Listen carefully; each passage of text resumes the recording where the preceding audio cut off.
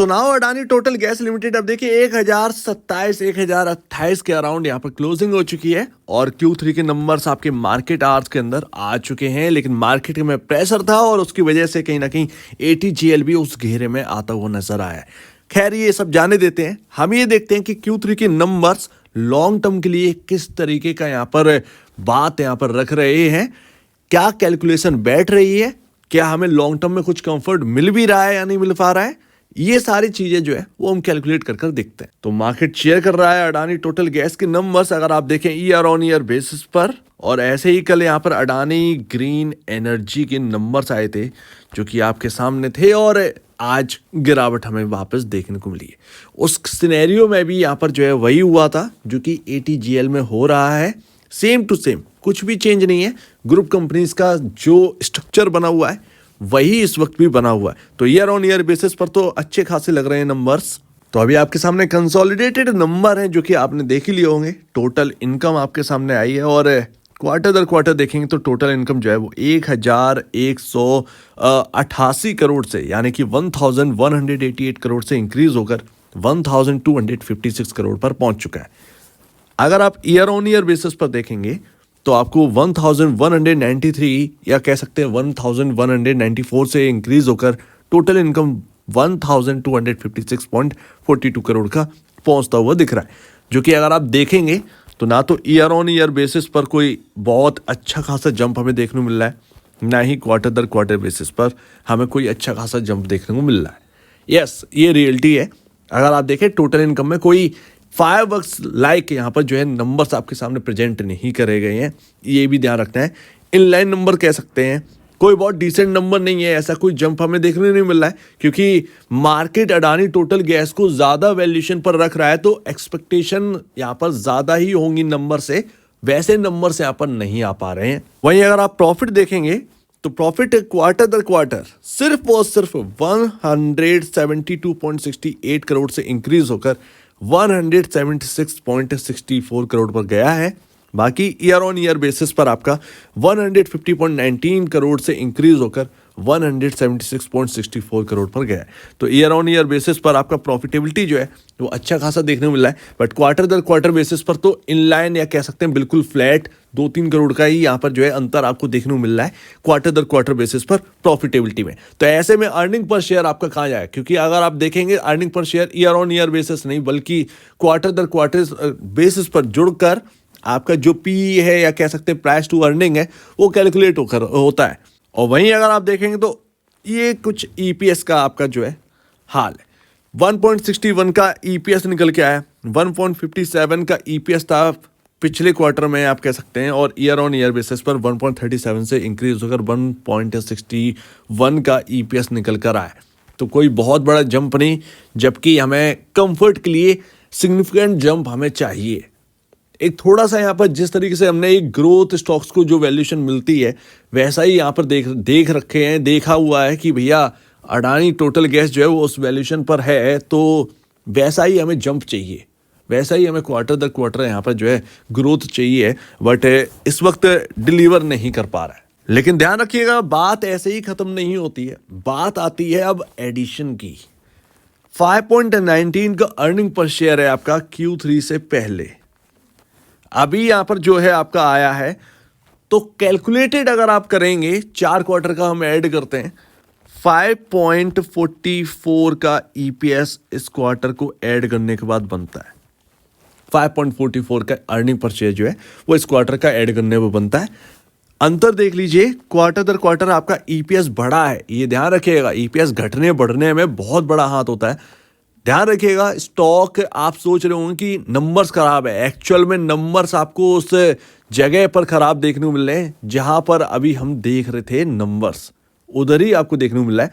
But यहां पर जब आप एडिशन करेंगे तो यहां पर अर्निंग पर शेयर इंक्रीज हुआ है, इतना ध्यान रखना है। तो बस हमारे लिए यही पॉजिटिव है, कोई बहुत बड़ा यहाँ पर जो है इंक्रीज नहीं हुआ है, लेकिन 5.19 से घटा नहीं है, इंक्रीज हुआ है, 5.19 से बढ़कर 5.44 पर गया है। तो कोई बहुत बड़ा पॉजिटिव नहीं है बट नेगेटिव भी नहीं है, ये भी ध्यान रखिएगा।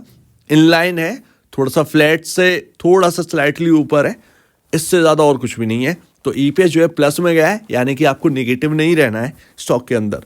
और इसी हिसाब से अगर आप देखेंगे तो ईपीएस प्लस में गया है, तो हम पी रेशियो को भी थोड़ा सा कैलकुलेट करेंगे, सो दैट यहाँ पर आपका जो क्लोजिंग हुई है वो 1228 पर हुई है, और यहाँ पर 5.44 के अराउंड आपका अर्निंग पर शेयर है। 188 का पीई रेशियो यहाँ पर देखने को मिलता है, यानी कि आपका 199 से घटकर पी रेशियो 188 पर पहुंच चुका है।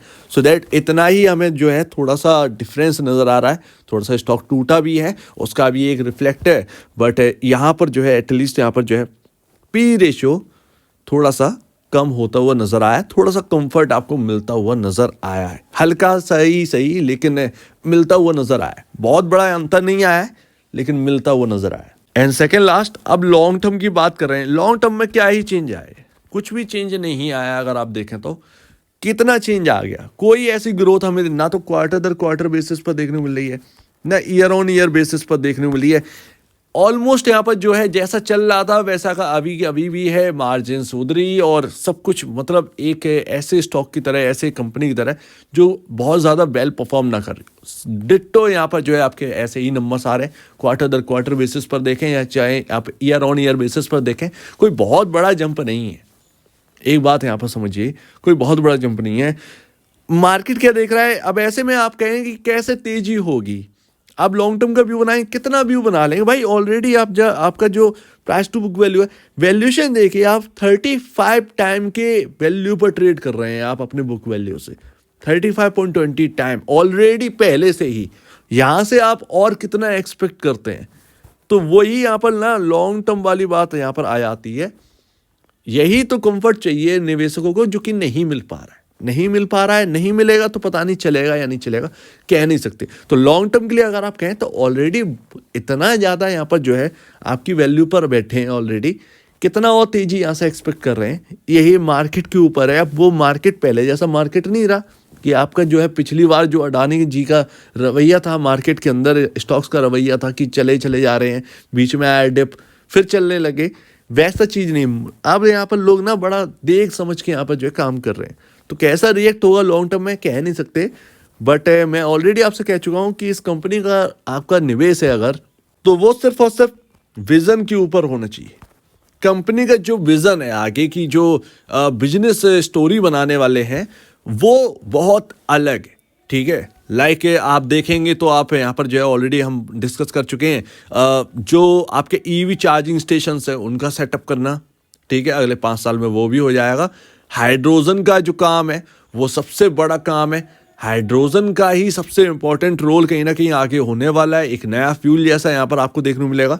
सो दैट ये सारी चीज़ें, बाकी यहाँ पर एलएनजी हुआ, ये सब हुआ, ये सारी चीज़ें इसके अंदर है। कुल मिला के एक एनर्जी स्टॉक बनने वाला है आगे चलकर, आप देखेंगे तो आगे बेनिफिट मिलेगा। बस करंट सिनेरियो में शायद वो बेनिफिट जो है अभी आपको देखने को ना मिल रहा हो, लेकिन कहीं ना कहीं आगे का जो विज़न है, जिस तरीके से यहाँ पर जो है एक तैयारी करी जा रही है, वो आगे आपको बेनिफिट देते हुए मिले। हो सकता है उसमें 2 साल लग जाएं, 3 साल लग जाएं, लेकिन आगे ज़्यादा बेनिफिट देते हुए मिलेगा। उसका अभी करंट प्रभाव जो है ना वो देखने को नहीं मिल रहा है। एंड लास्ट देखिए, यहाँ पर ना इलेक्शन से पहले क्या होगा कुछ पता नहीं, बट ये इलेक्शन पर ज़रूर रिएक्ट करते हुए नज़र आएंगे ये सारे स्टॉक्स। मुझे नहीं पता कि ये क्या किधर जाने वाले हैं, क्या ये 2000 होने वाला है या 4000 हो जाएगा, डोंट नो।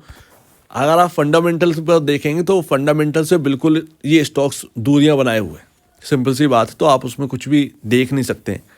बट यहाँ पर बस यही याद रखिएगा कि टेक्निकल बेसिस पर ना बहुत सारी चीज़ें समझ सकते हैं, तो आप टेक्निकल बेसिस पर चलिए, ना कि फंडामेंटल बेसिस पर, ज़्यादा बेहतर है।